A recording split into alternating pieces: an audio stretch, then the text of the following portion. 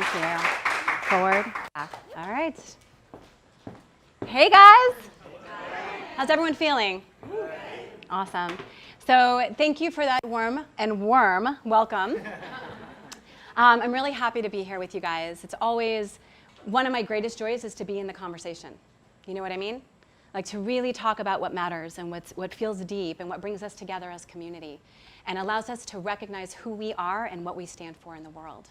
And so I want to actually start by acknowledging this incredible team at Creative Mornings, because they are all volunteers and they're all working their jobs and trying to make this happen and juggling the world to bring this to all of us and to our community. So let's give them some love real quick. Yeah, it feels really important to acknowledge that. So I'm super honored to be here and to have this conversation. And it's interesting that the theme today is invest. Last month we had the theme of roots. And as a deep ecologist, I thought, wow, like that's totally where I resonate. So then coming into the theme of invest was an invitation for me to sit with what does that really mean to me? And so this was a question that I recognized. What has life invested in you? And how are you investing your life? And this is definitely something that I've been sitting with my entire life, you know, and to really notice what it is that I'm learning through life. What are the deep kind of wisdom nuggets, right, that life has imbued in me? And what has that done in me? How has that moved in me and allowed me to stand up in this world for something larger than myself, which is how am I investing my life? And so what I'm going to share today is a little bit about that journey. And so I love this quote from Mary Oliver. Tell me, what is it you plan to do with your one wild and precious life? I mean, we're here, and it's such a great mystery that's given birth to this incredible unfolding evolutionary journey that's brought us here to this moment. Yeah, Jenny, thank you. We can cut that. And so this question, this has been part of my journey for so long. You know, what do I stand for? What am I doing with my life? What does it really mean to be human? What does it mean to be me as a human and how I relate to the world around me? And so, like many great stories in our lives, it began with a really huge heartbreak that set me on this path and invited me into a deeper inquiry. And I think that in our lives, we get so much information out of those most challenging moments, right? Those dark nights of the soul, the times when we don't know who we are in this moment and something is shifting inside of us, and what does this experience have to teach me? Or what does this moment have to teach me? Or what does this lesson have to teach me? And how do I move forward as a new person with new awareness because of this experience, not in spite of it? And so for me, this began with a huge heartbreak. I'm in my 40s right now. And in my early mid-20s, I was in a relationship. And I was with this really amazing partner, my boyfriend at the time, who had just started on this path that I'm about to share with you. And he was very passionate about it and invited me to watch a video to share a little bit about what felt important to him. He wanted me to see something that he felt I wasn't seeing. And so we sat down one day and he put on this video of behind the scenes footage of a circus. And in this video, there was a depiction of an elephant being beaten with a bullhook. So sorry, this is going to get a little heavy, but this was my experience. And I sat there watching this, and this beautiful elephant, right, being beaten into submission with a huge chain around his leg, and I couldn't believe what I was seeing. Because I grew up going to circuses, like many of us, right? How many people have gone to circuses through your life, right? Maybe still do. Or brought your kids, or bring your kids, right? And so for me, like, I loved riding on the elephant, right? We would ride around in a circle, and it felt really fun and connecting, and you know, it was a great time for me. And when I saw that, it just kind of blew my mind, because I had never really thought about the elephant. I never thought about what that animal was experiencing, or where they came from, or how they were being treated, or anything like that. And I got really quiet, you know, but inside, I could feel my heart just breaking for that other animal, this other living being. Like, what are we doing as humans? And then he showed me another video. And this was a video of a slaughterhouse. Again, like, I never thought about it. And here I am seeing these animals that are kept in deplorable conditions. I mean, it's sick. It's the apathy of the people that are supposed to be caring for them, the way they're crowded into cages, the way they're treated. It's not like they're living this free life and then it comes time and they kill them and honor them and we eat them. It's not like that. It's so horrible. Their whole experience is just as an instrument. And it felt really intense for me to see that and to feel that in my heart, because I grew up eating meat, I grew up eating animals, and I never thought about where they come from. I never thought about their life experience. And it really, again, just like, holy bleep. It was like, how are we doing this? How did I never think about this? You know, what else am I not thinking about? What else do I not know? You know, what else is going on in this like background of how we think the world is supposed to be that I'm not thinking about? And it just got me into such a deep space of inquiry. And woo, then he showed me another video. Yeah. And this one was animal testing and how we use them in labs, right? For products, for psychology, for all kinds of things. And it was really hard. You know, it was so hard. Like, my heart was broken open. Like, I can, even right now talking about it, like, I can just feel that feeling coming right back to me of just seeing these beautiful faces suffering and these poor animals, right? And so what happened for me in that space was that this shift, this first thing that I'm going to share with you, that life invested in me, imbued in me, this quality that life brought to me, was this awareness, this expanded sense of perception, a new way of seeing the world, a way that I had never seen before. And I could not unsee it. It was like, there was no way I could pretend that that wasn't true or that wasn't happening anymore. And something in me really shifted. And I had to sit with this sort of something, there's a term for it. It's called positive disintegration. Positive disintegration is this space that we move into where our worldview begins to crumble, right? Our sense of what we think is true and right and how we relate to the world literally crumbles apart. And we're left flailing in this chaotic darkness going, what the hell's going on? Who am I now? How do I stand forward? What's my next step with this new information about me and my relationship to life? And in this case, it was my relationship to other animals, non-human animals, because humans are also animals, right? So I sat with this, and it's a positive disintegration because what emerges from it is a better version of ourselves, a more authentic and in integrity with who we feel we are and the way we're showing up, right? And so that's what happened for me, is I sat in this and I was like, how do I move forward from here? Like, what is that? What does that look like for me? And now in my life, up until this point, I've always been a leader. Like, I have had this quality in me. It's a natural thing, like, that I was attracted to, standing up and taking leadership. And it looked very different until this point in my life. And now I sat with, well, what does me as a leader look like with this information? And so I took the next step. And the next step for me was getting active, turning hope into a verb. Because hope is not a passive noun. Hope is something we do. It's something we stand for. It's actions that we take to make a difference and really embody what it is that we stand for. And so in this moment, I did just that. And I decided to get involved in animal rights. That was where I was at that point in my life, in my early 20s. I became an animal rights activist. And I'm proud to say that, because there's a lot of stuff that surrounds this idea of animal rights. We think of radicalists, we think of all kinds of things associated with that.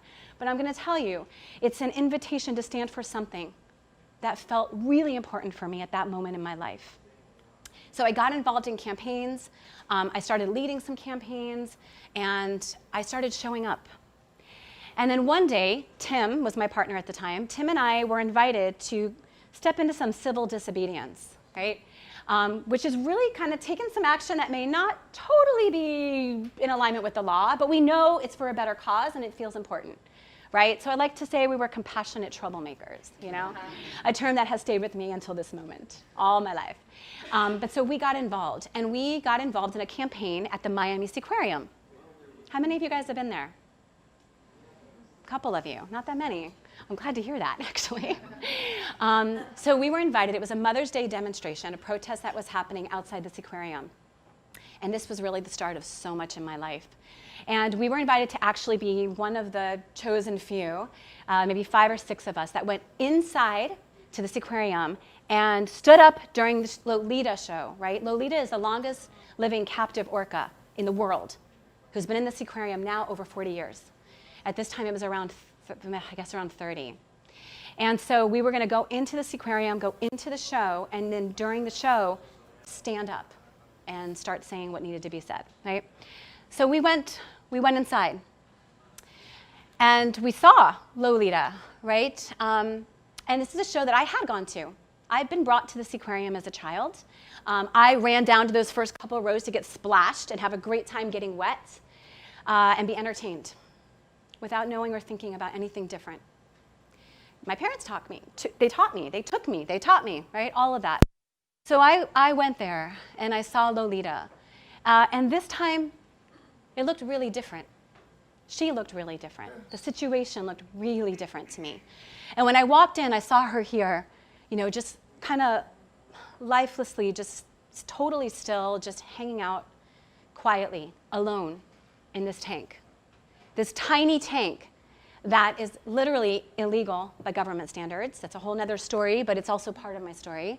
And I looked at her, and man, my heart, I felt totally, I was in such empathy with her, imagining her life, imagining what it must be like in between shows, right? And even during the shows where people are writing on her face, and they keep her hungry before the show, so they feed her dead fish. So there's no hunting involved, right? And she is literally like just there for our entertainment. And they say it's education, but the reality is the show's about 20 minutes, people get splashed, and we're taught that it's okay to dominate animals, right? To take them from their natural wild environment and use them for entertainment. And so this is what I saw. This is what I saw. And in my heart, I wanted to see this. I wanted to see this. Lolita was captured when she was about 5 years old from Puget Sound. And she was literally torn away from her family, who was on the other side of the net screaming for her. And even after she was taken out of the water, they stayed for days crying and calling to her. And she was taken to the Miami Aquarium and at first put in the manatee tank, where her tail was literally coming out of the water. And then they built that tiny enclosure for her that she just swims around and around and around. That's her life for decades and decades. And man, I saw this, and it was just intense. So what we did is we went in. We went into the show, and we sat there, and then there's a moment where they turned down this blaring music. So you can hear her talk. You can hear her dialect. You can hear her language. So that moment, they turned down the music, and we all eyeball each other from different parts in the stadium, right? We're like spread out throughout the stadium. And we stand up and we take off our overshirts, and we're wearing this Free Lolita shirt, and we all start talking. We're like, she belongs in the wild, and she was torn from her family, and she doesn't belong in this tank, and on and on. Everything we could pour out of our hearts, right? And we had one person there with a video camera videotaping it. And so the guards start coming up, and we're like walking, we're like dancing through the aisles, and we're running down the aisles, and we're like talking and running away from the guards, and it was quite a spectacle, you can imagine. But man, a lot of passion. And then a lot of people really annoyed because we were ruining their show. And I felt that too. There was a lot of things going on that day. So eventually they caught up with us. You can only dance around the aisles for so long. And they escorted us, I will do that in parentheses, out, because they actually threw Tim down the stairs and dragged him, which later became a lawsuit. That's another story. But they took us out, and man, we were like on fire. You can imagine what that felt like. Adrenaline rush, like standing for something big, doing something illegal, like all that stuff was happening at that moment. And so we went out knowing we had that on video, and we looked at each other and we said, we're making a documentary film. And we did. And we got some interviews, and we began to follow her story. And we created Rattle the Cage Productions, which is a nonprofit organization that we created in the early 2000s, around 2001 or 2.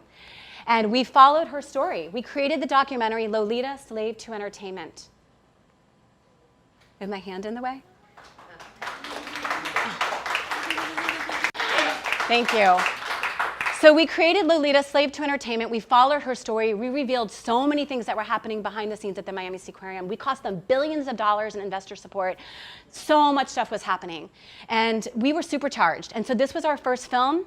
After that, we departed as partners, and he continued on making films. Rattle the Cage is still there. And I continued on my path. And what I learned, the second thing that life invested in me, was my compassion. A deep sense of compassion for life. And it's hard to read, but this is a quote from the Dalai Lama that says, "Our prime purpose in this life is to help others. And if you can't help them, at least don't hurt them." And I love that, right? So here I am, my heart, like my perception of life expanded, my sense of compassion expanded, and it didn't stop there. All of a sudden, I started really diving into, well, what does this mean? My relationship to non-human animals. What about the ecosystem of the earth? What about river, mountain, the toxicity of our planet? What's happening with the rainforests? What's going on with the deforestation? Like, this is painful. What else is happening? And that led me on a deeper inquiry. And I ended up going to graduate school for deep ecology and ecology. And I started taking groups out into wildness to remember who we are as Earth, our connection to life, our larger body. And so I did this work of deep ecology and became a professor at Florida International University. And outside of the university, I was, doing workshops, doing speaking engagements. From the documentary, it started my speaking platform really around the world, because we won a lot of awards at film festivals. I began speaking to conferences, groups, colleges, all over the place. And here, it went deeper. So now, instead of just talking about the marine park industry and animals and entertainment, it expanded to who are we? How do we connect with the earth as our larger body? And when we remember that and we fall in love with life, because it really became an invitation to fall deeper in love with who I am and who we are and how we show up in a larger way. And here is just like this invitation to feel into and embody this work. So it's deeply experiential work, embodied deep ecology. For those of you not familiar with the term deep ecology, it's this philosophy of our interconnectedness with life. It takes a look at us as not just this egocentric, which is that picture on your left, where the humans kind of sit on top of the world with a crown and scepter and rule the world, and everything's here for us, but rather reminds us that we are part of the web of life. We're interconnected with life, we're interdependent with life, and the choices that we make as a human species affect the entire world. And this became my main platform for speaking, for education, for workshops, for events that I was doing, like this deeper conversation about who we are. And this began to expand as I started working with this incredible elder. Her name's Joanna Macy. And around 2007, I worked with Joanna. She created the work that reconnects, which is all about helping us remember our deeper connection to life, and through that, being invited to stand up in our world as activists for change on a much larger level. Knows, like our ecosystem, our world is changing and shifting, and we can see the systems crumbling apart because business as usual models are not working. And we have to rethink who we are as humans and our culture, right? Who we are as wildness and our culture, how we can co-evolve, right? So it's not just economics at any cost, it's like people, planet, profit. Right? We need to put it all together into that triple bottom line. And so working with Joanna was life-changing for me, and it really allowed me to deepen and expand my sense of self, right? So now it's not just about me and my close friends or how I'm relating to other humans. It's not just about how I relate to other animals. And it's not even about just how I relate to the earth, because I started thinking about that too. Like, here we are, this global planet, and everything's interconnected, this beautiful web of life. And also, our Earth is not in a bubble.